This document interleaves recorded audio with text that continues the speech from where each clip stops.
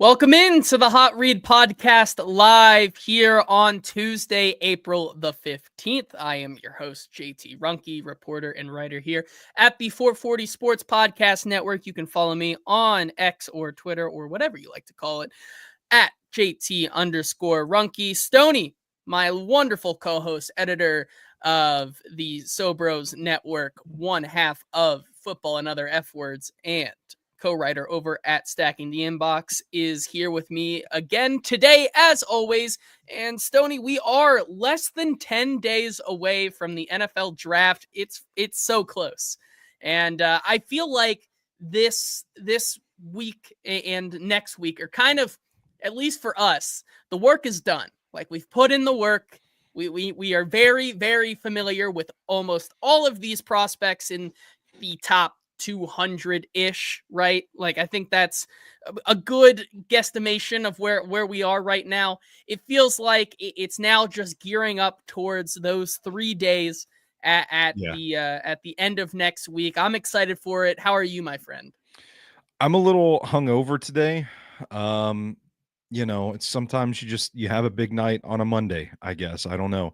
But it was like the first time in a month that I thought, hey, the hay's in the barn at this point. We're just about wrapped up with the Stacking the Inbox draft guide that'll be out this week.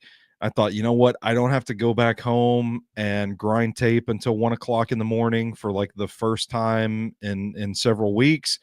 I'm going to let my hair down a little bit. And I did. And then I woke up dry as a raisin. So we're just trying to get through. We are. It's almost time for celebration and giving our analysis while having a good time and enjoying the fruits of our labor. And we are so close. Excited to be here with you guys today. This is one of our examples of kind of getting to enjoy the fruits of our labor today, which is our show today, something that me and former host of this podcast, Easton Freeze, used to do. We draft all 22 teams that are made up solely of prospects in this NFL draft. And I thought we could very much turn this into an episode today and kind of give the audience maybe perspective on some of these prospects we haven't talked about almost like at all. Most of them are first round talents that the Titans aren't going to even think about taking because they're just not in the area. But as the draft junkies that we are, right? Like, I feel like it's important that we still educate the masses on some of these guys so that next week when we're talking about them in full, when they get drafted to their teams and we talk about their fits, you guys know a little bit more about them and this class, and excited to get into that today. Appreciate all of you guys being here. D Good, Jacob Sane, Eddie, Kenneth, Coach Wills. Good to see you guys here. Reminder, if you are joining us live over on Twitter or Facebook and want to get in the chat like so many of you already are today, do us a favor and head on over to the 440 Sports YouTube channel where you can join said conversation. Jacob saying, what was the point of firing Easton if we're still going to start late? Listen, we had to fire Easton for other reasons outside of him being late. That's just in his nature. I'm sure you could ask many of his coworkers over at A to Z now. They probably tell you the same thing. He still is going to show up late. I mean, hell, he had his own private tour of the new Nissan Stadium because he was late. Like, this is it's just in his blood. And so that is how we honor him here on the Hot Read Podcast, is starting the show at 4:03 every single time. It's a little nod to Easton Freeze. He was fired, of course, for other reasons that we can get into at a later date. D Good saying the ghost of Easton Freeze still haunts this podcast. Also, could Juan Soto cry any harder by not having Judge behind to protect him? Listen, I think my little baby boy Juan Soto is going to be just fine. D Good, you can count on that. Eddie saying good evening, lads. Kenneth also saying yes, just like this, the draft take purge is close as well, and that'll be happening on Friday. And I have a lot of takes that I think are going to set the chat ablaze. And that's going to be with some special guests. I know Easton will be making an appearance on Friday's show, so you can expect that one to be late as per usual now on the show. And I think maybe Zach Lyons of Cover 2 and Stacking the Inbox will also be here. We're doing kind of a home, right? Yeah. Like we have we did the A to Z show yesterday, which is live on their YouTube page, just basically naming dudes for the Titans. We'll be doing the draft take purge on Friday. And then, yes, I feel like we now can announce this, right? We kind of did yesterday on the show. Like, if it doesn't happen, I guess like that's on us. But the gang will be back together for a day 3 live stream in some form over at 1045 on the Football and Other F Words YouTube page. We'll be back there on day 3 of the draft, hanging out, getting into whatever shenanigans we did like last year. We'll be running it back. Excited to do that. So we're doing a little bit of a home, and home. So look out for that. Enjoy. It's going to be fun. Coach Will saying, Hot Take Tuesday. What's up, fellas? Good to see you here as well. Anyways, let's get into our show today, which is, Stoney, I asked you, would you be interested in drafting a team made up of solely prospects? And you said, hell yes. Exciting. Let's do it. Exciting to get into that here. Ed Henry saying, in the immortal words of my great ancestors, give me the draft guide or give me depth. We're working on it, Ed. It's a great one. Coach Will saying, day 3 coverage, McShay or hot read? That is the question. If you aren't listening to the hot read for the things outside of the breakdowns that we'll be giving on those players, then you're going to be missing out. I can promise you that. Yeah. But nonetheless, we decided to go back and forth drafting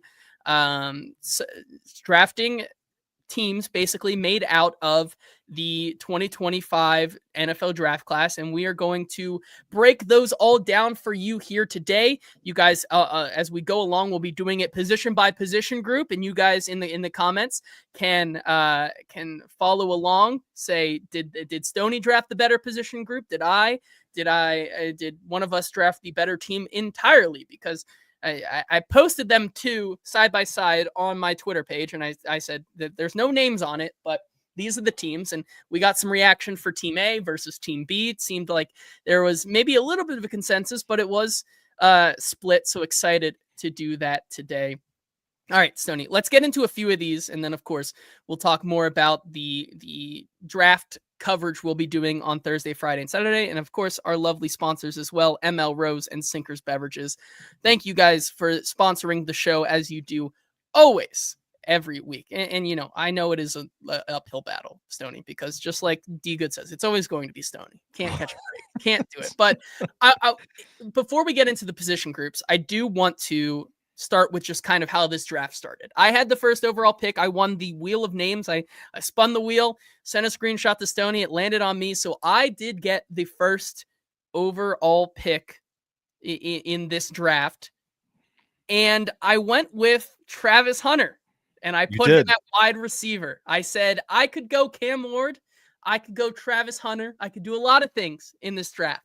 And I opted to go with Travis Hunter first overall because, listen, this is an exercise outside of the Titans realm, right? This is a draft. This is a draft exercise. And when you look at the draft class as a whole, I still think that, you know, as much as we say Cam Ward is going number 1 for the Titans, Travis Hunter is still the best prospect in this draft class because of his ability to play both positions and play both positions very, very well.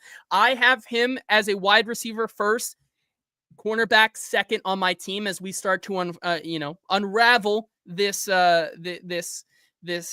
team and how I built it. I have Travis Hunter starting at wide receiver, can play corner for me, definitely on this made-up team. Doesn't have to just be a wide receiver. But listen, I mean, he is, you know, he doesn't have a perfect route running tree. Like it's just the special athletic talent that he has. Like if he is able to hone some more of those type of things in the next level at the NFL level, like I do see that Justin Jefferson upside ceiling for him as a wide receiver.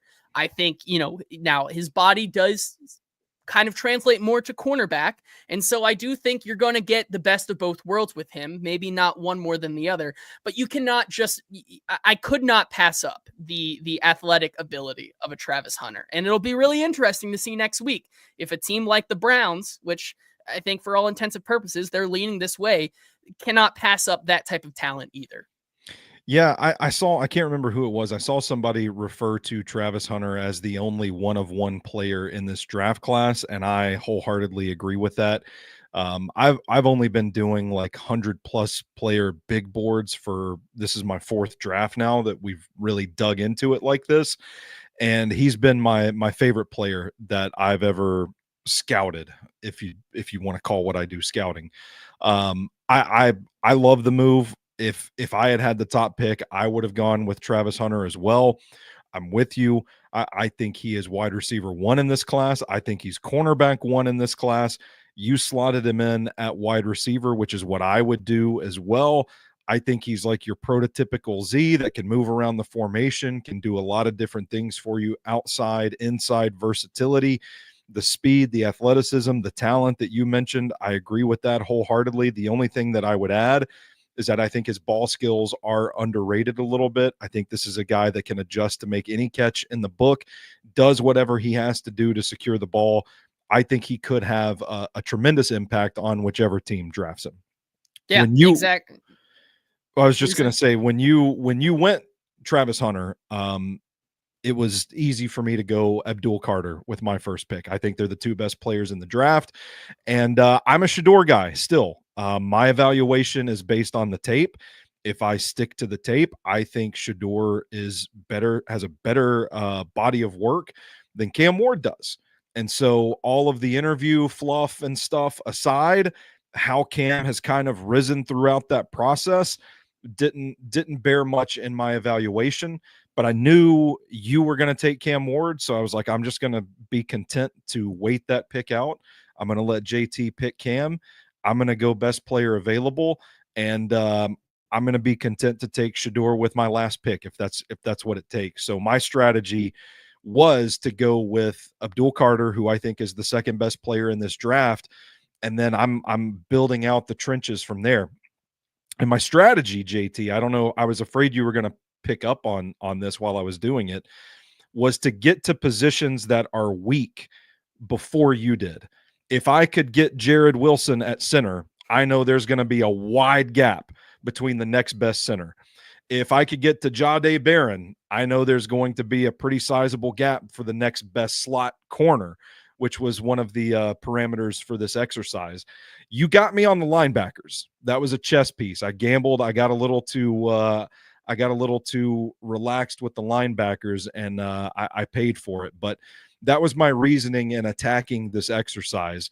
I ended up with Abdul Carter, and then I think you went Cam Ward with the third pick, if I'm not mistaken. I did, and I do think overall, like building around a quarterback like that, I think it's a fun exercise in this draft to do so. Like I just cannot, like, if I was building a team and I could get Travis Hunter as a wide receiver and I had Cam Ward as the guy throwing the ball, like there was a lot of fun that Shedeur Sanders was able to have with Travis Hunter in that offense. But I think Sure. Cam Ward could take that to an absolute next level because like Coach Will says, screen, hitch, and go balls, get open and be a dog. Like if you can get a dog like that who is just take a creative passer and a creative route runner and put them on the same offense, like I think that there's a lot of fun to be had here. And so those were the first three picks. I went Travis Hunter. You went Abdul Carter, which I think is totally fair. I like if you would have taken Cam Ward there with two, I would have taken Abdul Carter. Like I think I was going to take two of three there, and I think that was very fair. And then after that is, I think, where we started to deviate on some of the paths. So Stoney, is there a specific group that you want to start with, or since we could either start with edge since you had Abdul Carter, we could start with wide receiver since I took Travis Hunter. Either one, whichever one you want to go with, we can go either way. Wherever you want to go, JT, Let's I'll go. follow Okay. your lead. Let's do wide receiver. Let's Okay. go there because I think there were some people in the comments before the show and in the Twitter replies saying that even with Hunter, like Jacob says, Stoney got the better wide receiver group, which I think is maybe still debatable, but we can break those down. So I ended up with, in my draft, I went Travis Hunter as my wide receiver one. I have Jalen Knoll as my slot receiver, my wide receiver, I guess technically three. And then I have Tet McMillan out of Arizona, a guy we have not talked about a lot. Listen, And he was a guy that I think both of us waited on a lot in this draft. I think you took I I think wouldn't you have took taken him. Luther. I think you took Luther Burden. I think you took Matthew Golden ahead of him. Like you wouldn't have. Listen, when it came down to it, I think I even took Jalen Noel ahead of him. You did. But if I have to, like, if I have one more wide receiver slot, I could not pass up the idea of a Tet McMillan, right? 6'4", 219. Not the fastest in the world, but like with that size, you probably aren't going to get like that blazing speed of 4.53 40.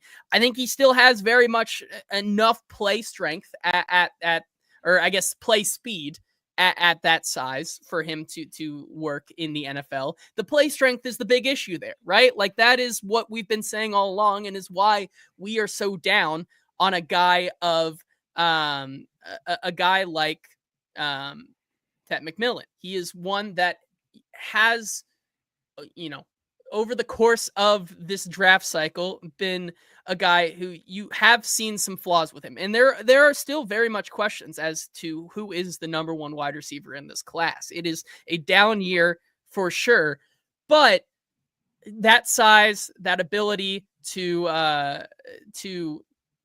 go up and make a play, I still think it is the reason why I had to take him. There are still intangibles there that I think I'm willing to bet on, and because he was the like we all took our wide receivers, and then he fell and he was the last wide receiver like slot for me to go. I was like, I cannot pass it up. I could have gone with a Alec Ayumanor. I could have gone with another outside guy, but if I'm looking for a X guy on the outside, like I'm going to take the gamble. Like Ken says, with T-Mac, are you getting Quentin Johnson or are you getting Mike Evans? And I'm willing with the other two guys I have, Travis Hunter and Jalen Noel, guys who I think Travis Hunter, I think is quarterback proof with his athletic ability. Jalen Noel, I think could be a Cam Ward's best friend. His ability to play either on the outside or the inside. We talked a lot about him in that A to Z episode yesterday. His ability, his catch radius, his play strength, even being that undersized guy, his ability to separate against corners downfield. Like I think I have a group of wide receivers where you're not going to have these fluid, polished route runners like these technique specialists, but with Cam Ward's arm, like I think this is an explosive offense that you could have some fun in. Yeah, I think if I'm not mistaken, Emeka Egbuka was the second wide receiver off the board. That was my first pick in my receiving core. Went out and got the Swiss Army knife for me. And then I added Luther Burden the third in the slot, and I got Matthew Golden on the other side. So not much of a secret there. Speed, playmaking ability is what my group brings to the table. Oh yeah, I did want to say something about T-Mac. The reason I was just kind of out on him altogether, and man, I don't know. I might have gone with another receiver over him, even if he was there at the end of this draft. But it's kind of like to borrow a phrase from baseball, like the old 3 strikes and you're out. Like you've got the frame, the body to be this contested catch guy, but he's not overly physical on tape. Kind of gets pushed around a little bit. That's strike 1. The speed is apparently good enough. Testing at the pro day was like, I can't remember the number, but everybody was like, oh yeah, well, this is good, but it doesn't show up on tape either. I don't think he's a pure separator downfield. That's strike 2.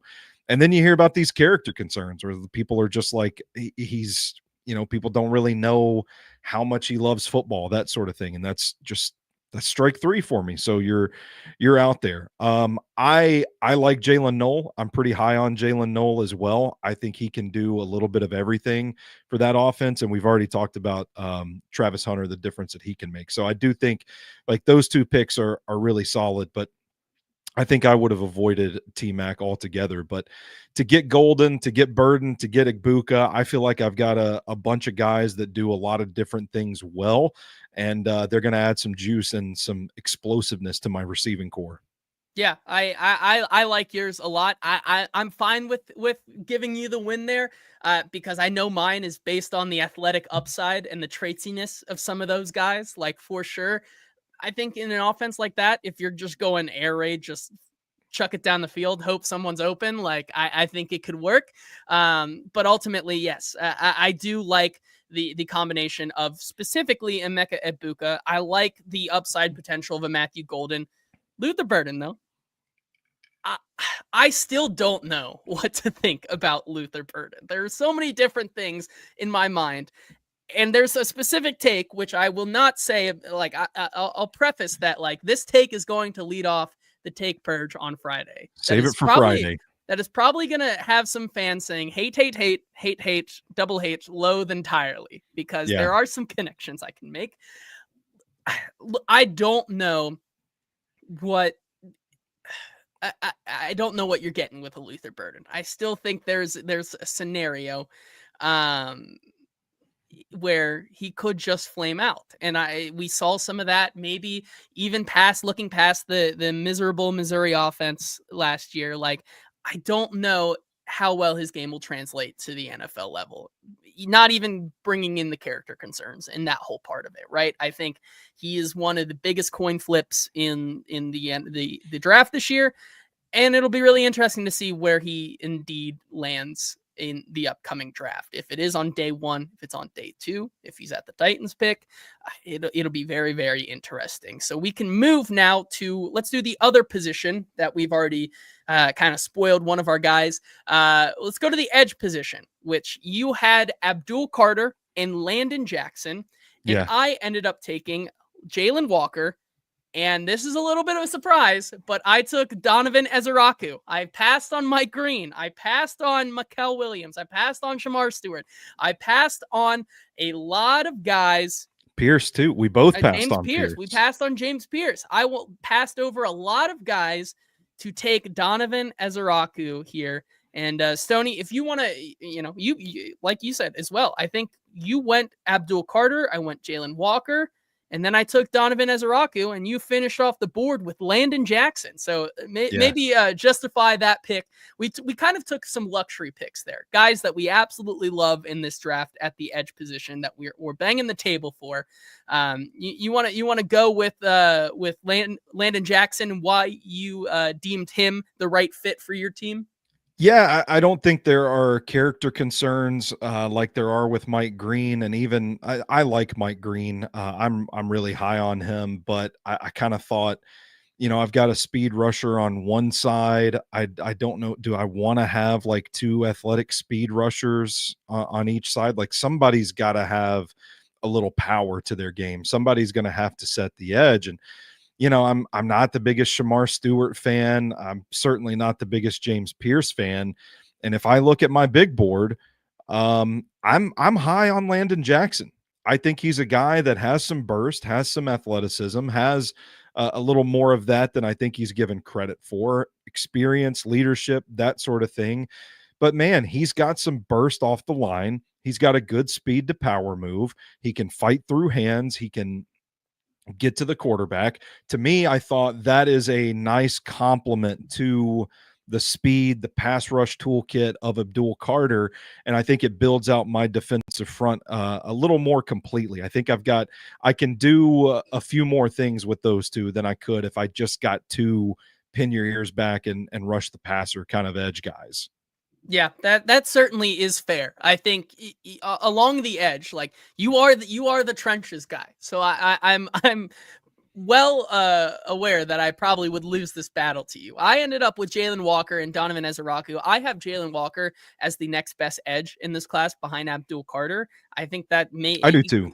It could be a hot take, but it sounds like you agree with me. The explosiveness that he plays with and the ability to, the kind of the same thing, like he plays that why we like a flyer pick on day 2 or day 3 with Femi Oladejo. Like, Jalen Walker is that guy that already like checks those boxes on the potential of Femi Oladejo, right? Former linebacker, or played mostly linebacker at Georgia, that converts to the edge. He has the explosiveness and the play strength to just push off the edge. He's a hybrid type of guy that I think when you look at the type of defensive line that you went with, just, the guys that are going to create havoc up front.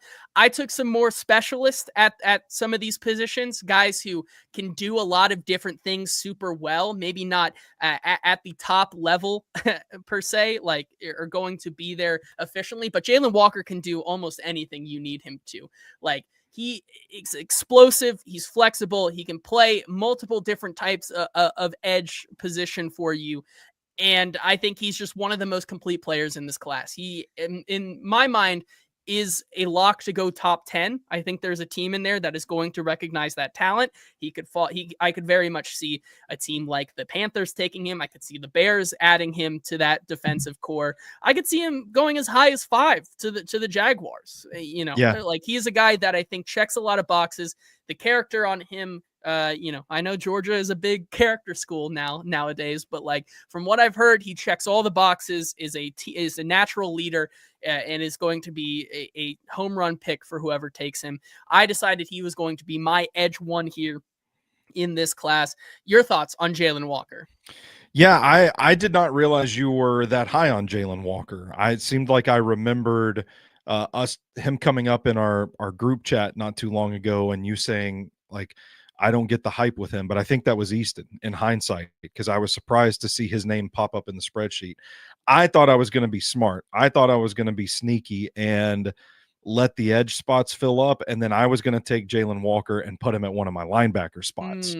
But you beat me to it, and I was like, oh, I wasn't prepared for that. But I'm with you. I think your eval of Jalen Walker is pretty spot on. I don't know that he has like the ideal frame, size, length for your every down edge rusher in the NFL. I think that's a question for him. But when you watch his tape, he's a guy that wins with power regardless. I think he's got a hell of a punch. I think guys that can win with power and with speed are pretty valuable, and he can do that. And there's nothing saying that you can't try him at edge rusher and move him to linebacker if it doesn't work out. I think he's a really versatile chess piece for whichever defense drafts him. Like you, I've also heard that he's actually a really high character guy. I think people are doing a little helmet scouting with some of these Georgia guys, and while it may be fair in some instances, I don't think that's the case with Jalen Walker. I think that's a home run pick. Yeah, I love Jalen Walker, and then I paired him with what I'm more and more coming to realize maybe is the rebirth of Harold Landry and Donovan Ezeraku. This is a guy who led the FBS last year with 14 sacks. He is productive, is just where you start with him. We talked a lot about him as well yesterday. Another high character guy that I'm filling out my team with here. He can do almost anything that you need him to when it comes to pass rush or run defense. He's probably one of my favorite run defenders in this class. Maybe a little bit limited on his move set. He has a wicked club and that he's able to use on the outside to get past offensive linemen. He's got some of the best bend in this class as well on the outside. He uses a lot of that speed to get to the quarterback. Maybe lacks a little bit of power to just absolutely bull rush and body some of the better offensive linemen on tape. However, I like what he does in the run. I like that speed off of the edge where maybe Jalen Walker can add a little bit more of that power on the opposite side. Like, he is a guy that I'm okay to just let him pin his ears back and use his speed and bend to get off the side of the line. He's a guy that I think, the size isn't the great, and I think the power is something that teams, maybe that's why he may fall to like a 35 or the early day 2, right? He doesn't have that ability to really bull rush and bully offensive linemen. But when you're talking about a guy who can easily slot in and be productive from day one, Donovan Ezeraku is one of my favorite players in this class. I think he's going to go a lot higher than people are expecting right now. Which sucks for the Titans specifically. If we want to interject some Titans talk in here, it sucks for the Titans because I would really love him at 35 there. That would be my dream. But yeah, I think he is a day one lock. Yeah, and I think he's a way better prospect than Harold Landry. I don't think the Harold, all due respect to Harold Landry, I don't think that comp does Ezeraku justice. I actually think he's got a pretty deep bag of pass rush moves. He can beat tackles in a number of different ways. I think he's got a pretty good speed to power. I think he's got the bend that you look for in an edge rusher. There are times he can be a little over aggressive and get too far up the field playing the run where maybe he doesn't make the read instantly like he should, and now all of a sudden he's 5 yards upfield and has to turn around and backtrack to get back to the play. But for the most part, man, I think this is a complete, albeit slightly, maybe not as long as you'd like. Maybe the length is not as desirable, but I think he's a pretty complete prospect. I think what we've heard is that he's a high character guy. I think he's going to go a lot higher than people expect. Yeah, I absolutely agree with you there. Drew saying Ezeraku edge 4, JT knows ball. Jacob saying he's so curious about Mike Green. I love Drew Mike saying Green. Easton hates fun when it comes to edge rushers. Very, very, very true. I think there's a couple guys that you could say that for. But those are our edge rushers. Stoney getting the bona fide stud in Abdul Carter and his guy, Landon Jackson. I take Jalen Walker and Donovan Ezeraku. And then we can move on. Let's do the defensive tackles. Let's finish off that line. Yeah. I think you decided to go deep and heavy early with the defensive tackles, and you took Mason Graham, who you can talk about him. We have not, I don't think, uttered his name once at all this draft cycle. And Derek Harmon from Oregon as well. Two guys who, we haven't really talked about because they just simply is not a need for the Titans, is not going to be anywhere. But like Jacob just said, beef in all caps on the defensive tackle line. You went with Mason Graham and Derek Harmon. I opted to wait, and I actually passed on Kenneth Grant. I can maybe talk about why I'm not super high on a guy like Kenneth Grant. And I went I would love to hear that. I went Darius Alexander and I went TJ Sanders, two of my absolute favorites in this draft. But Stoney, if you want to kick us off here with Mason Graham and Derek Harmon, maybe just a few things why they deserve to be going as high as they are. Yeah, I'm a huge fan of Mason Graham. I don't think he's talked about because it's not a dire enough need for the Titans. Like they would have to spend the first overall pick to get Mason Graham. I mean, this is a top 5 guy. No shot that he's there at 35. So why even entertain it? But I like him. Playing him is like trying to get a feral barn cat in a box. One of the rowdiest defensive linemen that I've scouted. Compact build, naturally low center of gravity, really explosive getting out of his stance, nasty first step, lateral burst. I mean, this is a guy that can get around you in the blink of an eye with athleticism to bounce outside, has some bend to boomerang back into the quarterback. I mean, this guy is a tornado. He's a Beyblade is what I call them. Like you just let him go and he's after it. I think Derek Harmon is the second best offensive or defensive lineman in this class. A big fan of Kenneth Grant myself. I've called Kenneth Grant Cocaine Bear before, but Harmon is DT2 for me. Big, long, twitched up defensive lineman that can wreak some havoc on an offensive line, lined up all over the formation at Oregon. He plays hard. He's unafraid of taking on and fighting a double team. Some seriously impressive burst out of his stance. More of a tidal wave when it comes to power than he is like sustained drive. But I think he adds that element of power to my group that Mason Graham might not necessarily have. But this group, this front four that I have composed, is going to get after quarterbacks. It's going to be hard time to operate your offense if you're going up against this defensive line from Abdul Carter, Mason Graham, Derek Harmon, out to Landon Jackson. I'm feeling pretty good about these defensive tackles I've gotten. Yeah, I agree with you there as well. So when you look at my guys, Jalen Walker, Donovan Ezeraku, Darius Alexander, TJ Sanders, I really did just go for more specialists that are able to get after the quarterback and kind of relying on the run stopping abilities of my edges to set the edge and with my linebackers. Like, yes, Kenneth Grant is a monster in taking up space and taking on that role in the middle of the defense. However, I think what Kenneth Grant lacks sometimes is the technical pass rushing ability that can be easy to kind of take advantage of at the next level. Like, I think his move set and his ability to use technique and his skill set at the next level might take him down a notch or two. Whereas Darius Alexander, I think, has the ability and the potential to develop a really devastating toolkit at the next level. TJ Sanders also, I think, gives you some of that size that you're missing with a Kenneth Grant-less defensive tackle line, and still gives you that pass rush ability and that playmaking ability outside of just maybe being a more of a vicious taker up of space. Darius Alexander and TJ Sanders maybe give you some of that technique, and maybe that's some finesse, maybe is what I'll say. Maybe I'm a snob in that respect, in that light.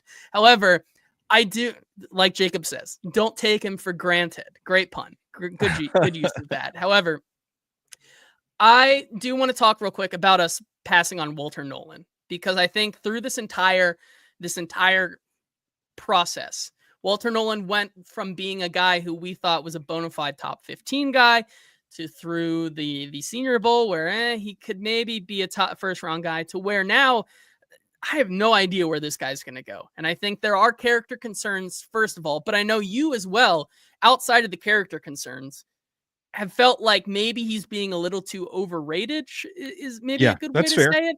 Like, I think that's a fair way. Like, he is a guy who I think from a name alone is maybe getting an extra bump.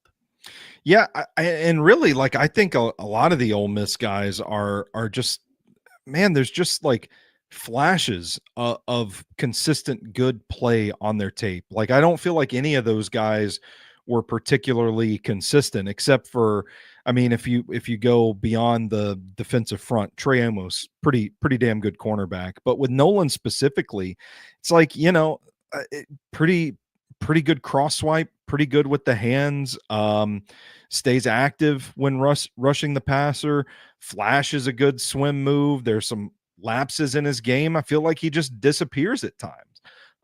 He's got the build to be a pretty exciting 3-tech, but apparently the character concerns are so serious that some teams took him off their boards altogether, completely. Just said, we're not drafting this guy. So I haven't been able to dig up what any of that is. And there's a chance that we never know. It's funny how it works sometimes. We hear rumblings for months about Isaiah Bond's character concerns are like Jermaine Burton's, and we're like, oh, well, we can't really dig anything up. Nothing's really been said. And then boom, it's reported he has some pretty serious allegations levied against him. And you're like, oh, that's the shoe we've been waiting to drop. So I don't know that anything is out there that is going to happen even remotely close to that for Walter Nolan. But I just know, like, what's being said in circles, that this guy has some valid character concerns. And I don't think the tape is so good for me personally that it overrides that it warrants taking a swing on the guy. Yeah, I agree with you there. So those are our defensive lines. You go Abdul Carter, Mason Graham, Derek Harmon, Landon Jackson. I go Donovan Ezeraku, Darius Alexander, TJ Sanders, and Jalen Walker on there, as well as you have Matthew Golden, Luther Burden, and Emeka Egbuka as your wide receivers. I have Tet McMillan, Jalen Knoll, and Travis Hunter. And then my quarterback, that is your quarterback still to be unmasked, but I went Cam Ward. Let's move. I've already said it. Oh, you want to? Yeah, Shedeur Sanders. I said I knew you would go Cam, so I would just wait it out and pick Shedeur with my last okay. pick. Yeah. Yeah. So you go Shedeur Sanders. So let's move to the opposite side and let's go with the offensive lineman. And we could sit here and talk all day, but maybe we need to wrap up our evals a little bit more, speed it up a little bit more. But my offensive line, going from right to left, I have Armad Membu, who I think is the best tackle in this class at right tackle. I have Tyler Booker, the guard out of Alabama, as my right guard. On the left side of the line, I have Josh Connerly Jr. as my left tackle. One of my other favorite tackles in this draft, a Senior Bowl standout. I think he does everything well. It does everything right. Maybe not it has the elite upside of some of these other guys, but I think is a solid guy who has the potential to go on day one. And then I decided to get a little greedy early on in this draft, and I think this was my fourth pick or something like that. I took Will Campbell out of LSU, and I slotted him in at left guard, which, for the sake of, I was getting some heat about this. People were like, what are you doing putting Will? This is an exercise. You don't get the exercise. Like, you can do whatever you want.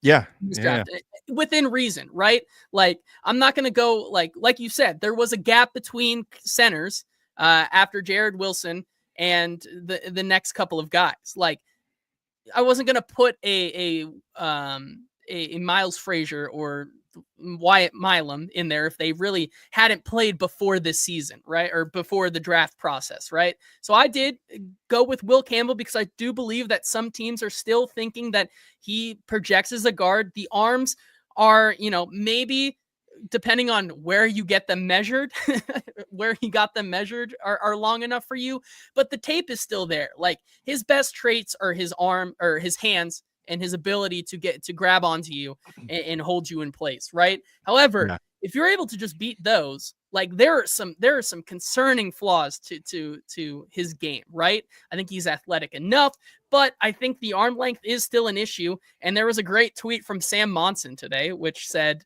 why are when you're watching these edge rushers tape, why are there some of their best rushes and some of their best plays on tape always against Will Campbell? And so I think there is some reason to believe that he may project as a left tackle in some people's, boards, but has the ability to move into left guard. I think moving him into guard, giving him that less range of motion, able to use his hands more effectively at that guard position, it makes him the best guard in this class. So I went with those four. And then, of course, because after, like you said, Jared Wilson, there's not a lot of guys who you can really say. So I went for the meme / the junkyard dog in Willie Lampkin.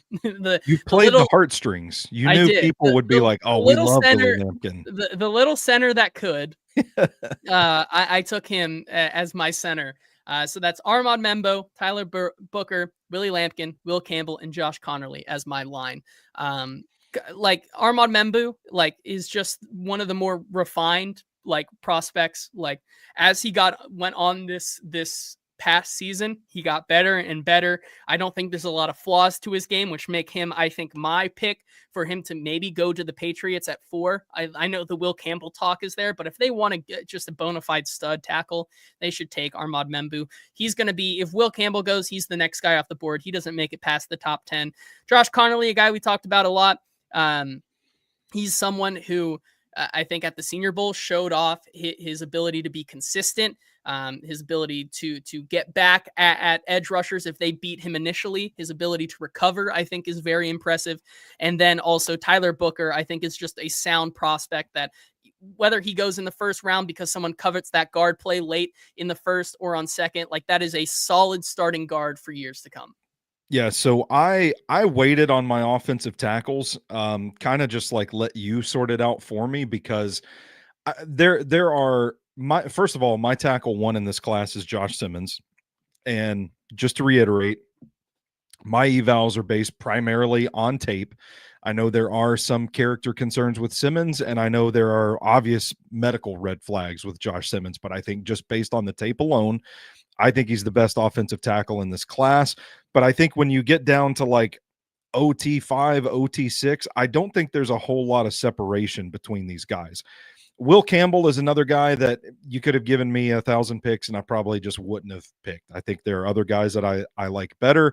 So, that was, for me, it was just like, okay, if I'm looking at Josh Simmons, Connerly, I ended up with Anthony Belton there as well. I like Ariante Ursary. If you don't take Membo and I see the spot to take him, that's fine. I'll just let JT sort these guys out and I'll build from the inside out. So I went with Donovan Jackson. And I think there is some versatility there. When I picked Donovan Jackson, the first offensive lineman that I saw that I picked, I sent you the text and said, I'm going to take Donovan Jackson and put him at guard in parentheses for now, to see how the rest of this thing goes, because I do think he's going to get a shot at, he could potentially get a shot at playing tackle in the NFL. And then I went with Gray Zabel at the right guard spot, another guy that is just a barnacle, just latches onto you, can't get him off of you, has a little versatility where he might be able to kick inside and play center if I need to. And yeah, like I talked about with Jared Wilson, I just knew this guy is head and shoulders above the rest of the center class. If I get him there, it's a clear advantage over whoever JT adds at center. So I built from the inside out, and then after you had sorted out the tackles, I landed on Josh Simmons at left tackle, who is still my OT1. And then I'm going to take Anthony Belton and I'm going to move him over to the right side as well, which he did at the Senior Bowl and looked pretty well. But I got some beef. I got some violence on that offensive line. Yeah, I love it. And so that, once again, your line, Anthony Belton, Gray Zabel, Jared Wilson, Donovan Jackson, Josh Simmons. I gotta tip my hat to you, the trench king, the connoisseur, not JC Latham, but the king of the trenches here on the Hot Read podcast. Before we move on, got to thank our sponsors, M.L.Rose and Sinkers Beverages. M.L.Rose, of course, 7 locations across the greater Nashville area, including an 8th soon on its way to East Nashville near Inglewood. Best selection of beer and burgers in town. 25 beers on tap.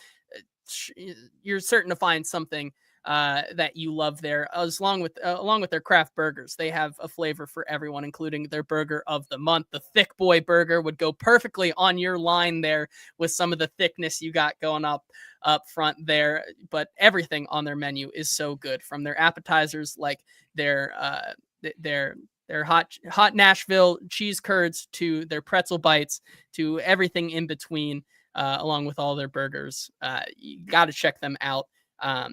Go to find a location near you at www.mlrose.com. Thank you to Sinkers Beverages as well, 4-time Best of Nashville Liquor Store of the Year, and the hosts of our draft coverage next week on Thursday and Saturday. Remember, if you have not been informed yet, we are going to be live on Thursday and Saturday of the draft. Well, I guess live on Thursday with full round 1 coverage with a football show for the first pick. And then the rest of the first round, me and Stoney will be live at the 440 Sports NFL Draft Charity Watch Party hosted by Sinkers over in Wedgwood, Houston's at their headquarters. All the proceeds from the tickets go to the Our Kids Foundation, helping children in Nashville. All you can eat from Shotgun Willie's Barbecue, all you can drink. Come out. The tickets on Thursday are $30 a piece. Once again, all that goes to the Our Kids Foundation. We'll be live for the Titans' first pick with all of you guys, as well as we'll be live for the rest of the first round. Talking to you guys who are all there, talking to you guys who will be here on the live stream, having a good time. Super laid back, super chilled, just giving you guys some of the best draft content here in Nashville. And then, of course, Saturday is our special behind the scenes, off the record Q&A podcast with myself, Stoney, Braden, Nick Suss, Paul Kaharski, and a few other guests that you have seen here on the Hot Read podcast before. That, once again, is catered by Shotgun Willie's All You Can Eat, as well as a 5-flight bourbon tasting where we give you all the delicious secrets that we've heard over the entire process of the draft. Those tickets are $50 a piece. You can buy them together as a $70 package, so you save a little bit of money, and you get to come out just all draft all the time, eat, drink, hang out with fellow Titans fans, and hang out with us on those 2 days. Links to those are in the description. Thank you to Sinkers Beverages, and thank you to M.L.Rose for sponsoring the show as usual. Okay, Stoney.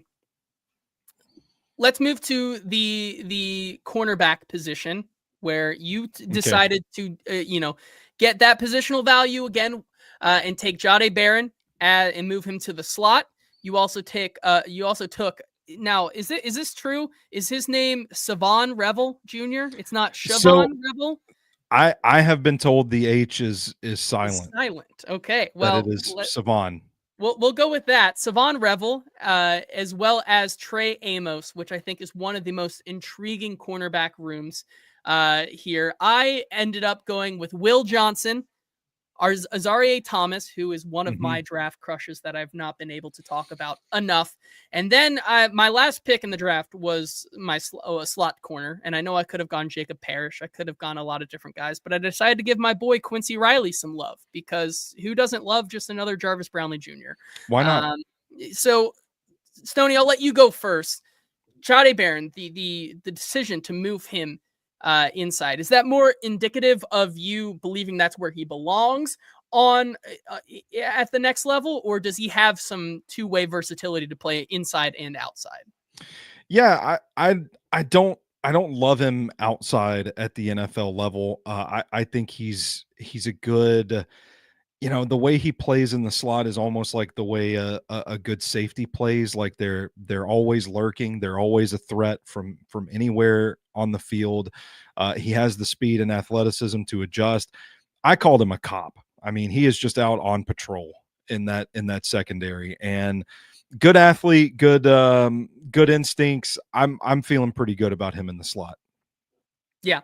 And then you went with Savon Revel Jr., one of the most intriguing prospects in this draft. Of course, Yeah. he missed the entire 2024 season with an ACL injury, I believe, so that kept him out. But like, if you told me that he was healthy for that entire season, there's no doubt that he would probably be cornerback one in this class, or at least vying for that. He's another guy who comes from a non Power 4 school, but like could play with the best of them, I think, easily, from what his 2023 tape showed. Your thoughts on him and how high he potentially could go in this draft? I man, I am a noted Will Johnson apologist, but I do think, since you said it, I think if Savon Revel was healthy and played all of 2024, I think he might be cornerback 2 behind Travis Hunter for me. I mean, he's good. Speed, fluid, really clean footwork. Yeah, that's fair. When I said cornerback 1, I sometimes forget about Travis Hunter. We just exclude him, We just automatically. Yeah, I get it. I think he has the skill, the body, the frame to play press man in the NFL, to play just mano y mano, just one versus one. I think he can do that. A prospect that I watch and think, man, it really just comes down to the injuries for me. And if he can come back from the ACL tear, and he puts up tape like he did against Michigan in 2023, some of my favorite tape I watched this cycle, I think he's going to be a stud. I think he's going to be really good. I typically don't love going with injured players at key positions, but the value there was too good for me. So I put him out there, and I really think that if he can get back to form, he's going to be a difference maker. I think there were a lot of people that were calling him this draft's Quinyon Mitchell, and I typically scoff at comparisons, stuff like that, but I think this is one that I'll let slide, because I do think, group of 5 school, obviously that, he's got the body, the frame to do this. It's a matter of level of competition. Quinyon Mitchell checked a lot of those boxes at the Senior Bowl last year. Revel didn't have the opportunity to do that this year, but if he did, he probably would have been rising up draft boards, and I think he's probably a top 10 pick. Yeah, I agree with you there. And then another guy who we really haven't talked about, but Trey Amos out of Ole Miss is another one that I think reasonably is the early day 2 guy. Your thoughts on why you elected to go with him, maybe over a Benjamin Morrison, maybe over some of those other guys who are on mid day 2? Well, you know what? If you like them thick and long, JT, Amos may be your guy. 6'1", 195. Damn near ideal size, elite wingspan, smooth in the phone booth, getting physical with his hands, mirroring receivers into their release point. When he hits a clean blow on the receiver's shoulder or chest, you can see him altering their route. I think this is a guy that is built for press man. I think you can trust him on an island. And I think he's got some, underrated traits. I think he's going to be a pretty damn good corner in the NFL. Yeah, I totally agree with you there, especially on that first line. Like he checks those boxes. And another guy who does that as well is Will Johnson, who, 6'1", maybe a little undersized in the weight division, 196. However, like when you're just looking for, much like we talked about with the quarterbacks, when you're looking at a guy who has it together between the ears in terms of how to play the game of football, like Will Johnson is one of those guys in this class. He's one of the smartest, if not maybe the smartest corner in this class from a play smarts perspective. And there's a reason that he is that bona fide cornerback 2 behind a guy like Travis Hunter. I think he checks all those boxes, and maybe not the most physical guy, of course. Like, I think he does play a lot better zone coverage than he does man. However, like, I think he's one of those guys who you can always afford to have on your secondary. And then I did go with Azareye'h Thomas, who ever since the Senior Bowl, like if you want a more physical corner in press man that has the same type of size as a Will Johnson, Azareye'h Thomas is that guy for me. He's one of the guys who, one of my hot takes here, I think he finds his way into the first round come next week at one of those teams in the back, looking for a guy with his skill set at that size in terms of press man. He really wowed me. Maybe got off to a slow start at the Senior Bowl day 1, but really turned it on day 2 and day 3. His range of motion when it comes to where the ball is in the air is really impressive. And I think he's one of those guys who is sticky at that size and can play on the outside with some of the speedier guys out there. So he's one of my favorite corners. And then Quincy Riley, we've talked about him a lot and is a potential target for the Titans on day 3. He's just an absolute dog in press man. I don't know what that Louisville Cardinals secondary team is teaching them, but they are absolutely just pumping out some junkyard dogs in terms of press man coverage. He's a guy that maybe if Will Johnson doesn't have that type of ability on the outside, you put Quincy Riley next to him and you're going to have just enough there to get away with it. So those are my guys right there. Azareye'h Thomas, Quincy Riley, and Will Johnson. You had Savon Revel, Jahdae Barron, and Trey Amos, a guy who we kind of left out, Maxwell Hairston. Personally, I'm not a fan. I'm sorry. I know he has the speed, but at the Senior Bowl just did not impress with me. Lack of physicality on the outside against some of those receivers just really threw me off. And I know he has it on tape at sometimes, but just seeing him in person, there's just some of those players that once you see him in person, I can't get that out of my mind. And he was one of those guys for me. No, even with his speed.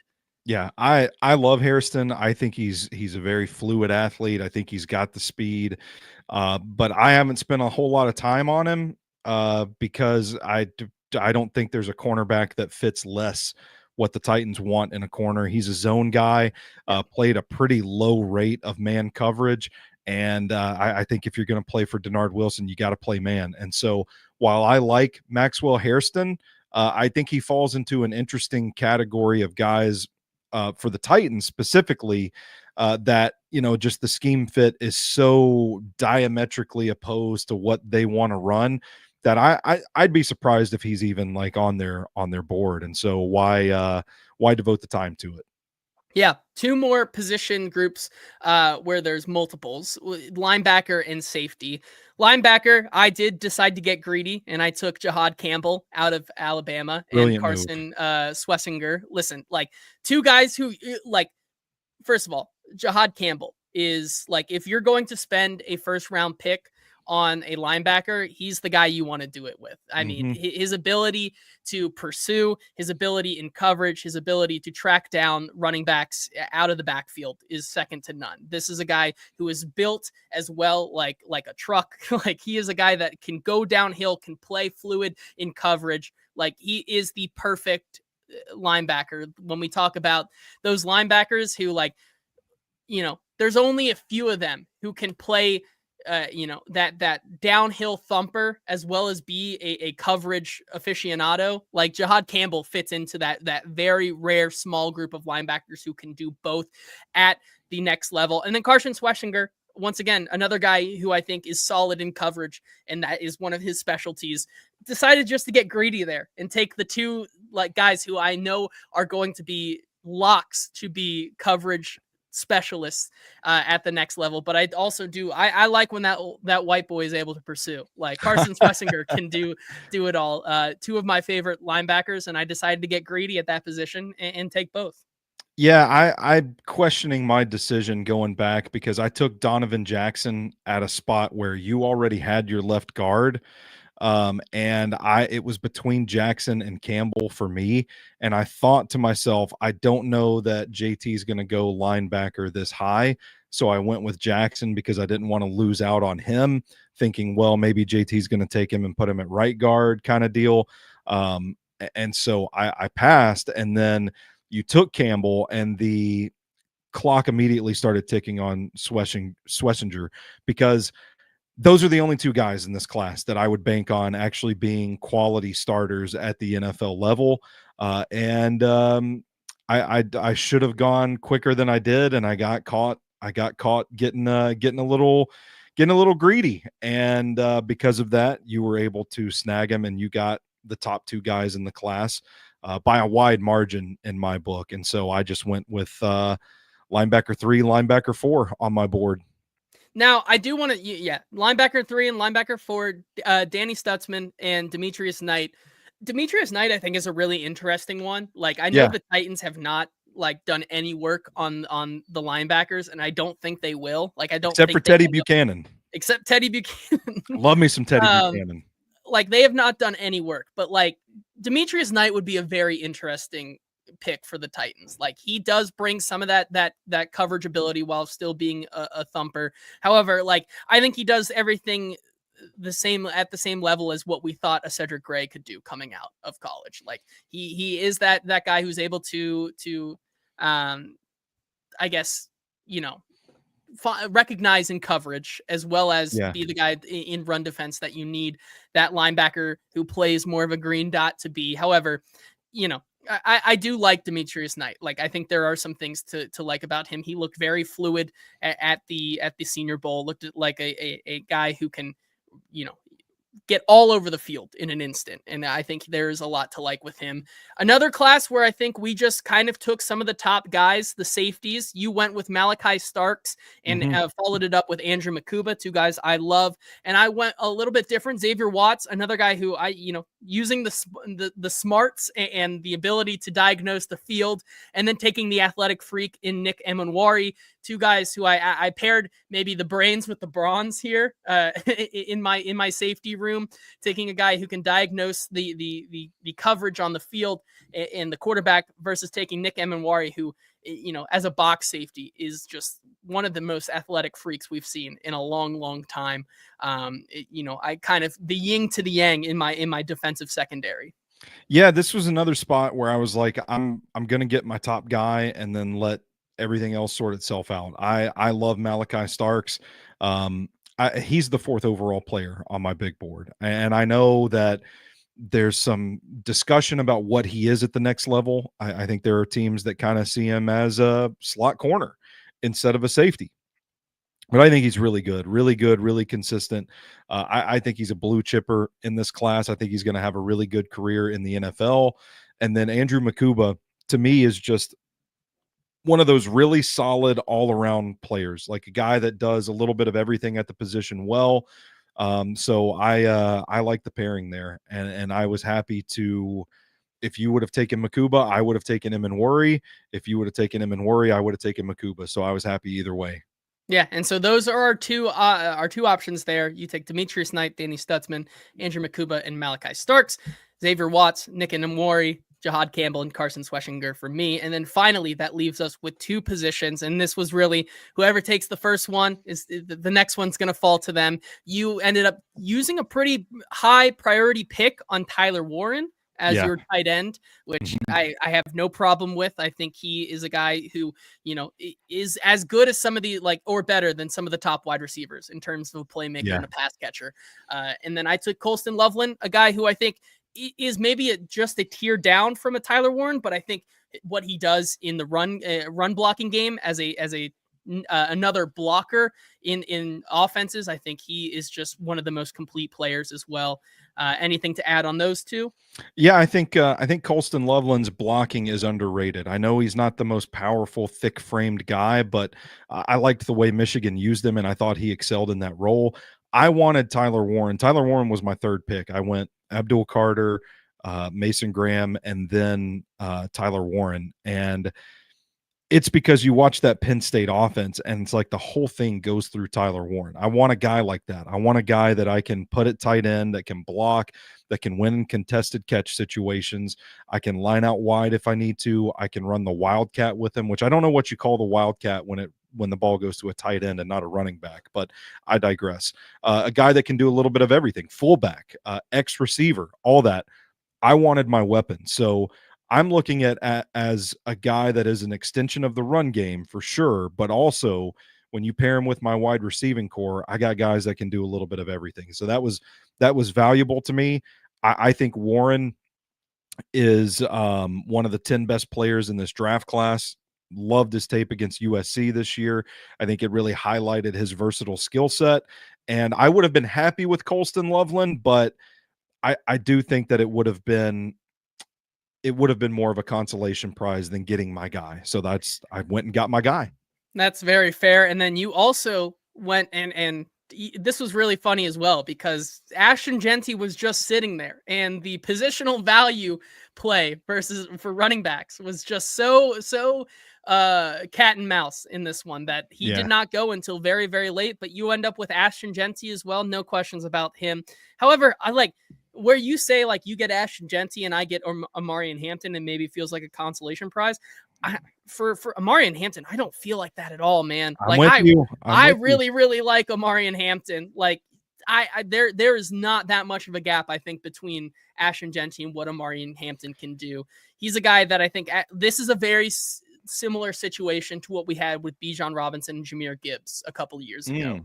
I do think that both these guys are going top 15. Like, I think there's just going to be a team that covets the type of play that Amari and Hampton has. The guy who can be a game changer in the backfield. His vision, his elusiveness, the way he runs is just so much fun to watch. Maybe not the best pass blocker, which I do think, you don't have to have, but when you get a talent like Amari and Hampton, but like very much different than the Colston Loveland versus Tyler Warren. Like I felt great just letting you take Ashton Jeanty, knowing that I could still have Amari and Hampton.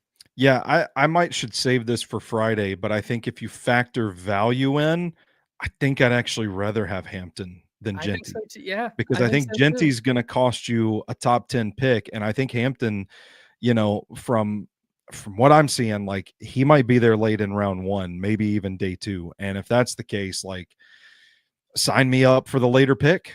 I think it's a better value. Yeah, I agree with you there. And so that's going to be our all 22 teams right there.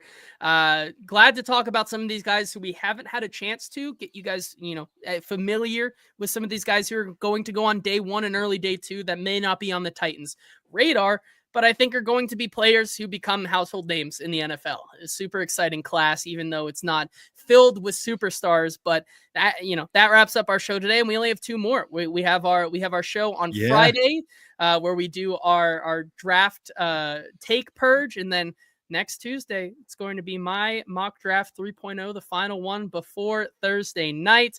Team Ramrod saying, you guys ever accidentally take down an entire bag of garlic cheese curds while you're watching 2 guys talk about day 2 safeties? I am jealous of you. I was about to say, I'm very jealous. The energy. Excited, glad to have you guys here. As always, reminder, if you want to come eat some garlic cheese curds live with us in person next Thursday and Saturday, we will be at the 440 Sports Draft Charity Watch Party Thursday night, breaking down every single pick from the first round. And then Saturday, the all access, behind the scenes, off the record, private Q&A podcast session where you guys get to ask myself, Stoney, Braden, Paul Karski, Nick Suss, all the questions you want to know about the Titans and draft process. Going to be so much fun. All the proceeds go to the Our Kids Foundation, helping Nashville children. Links to those tickets are below. And that's going to do it for our show today, Stoney. You have one more thing, or you set to get out of here? I'm set to get out of here today. I'm Alrighty. fortunate to have a thought in my brain right now. That is very true. Thank you to M.L.Rose, of course, our presenting sponsor, for keeping the lights on, keeping it free to you guys every single week. And until Friday, where we are going to have some hot takes and have a lot of fun, this has been the Hot Read Podcast. We will talk to you then. Have a good week, everybody.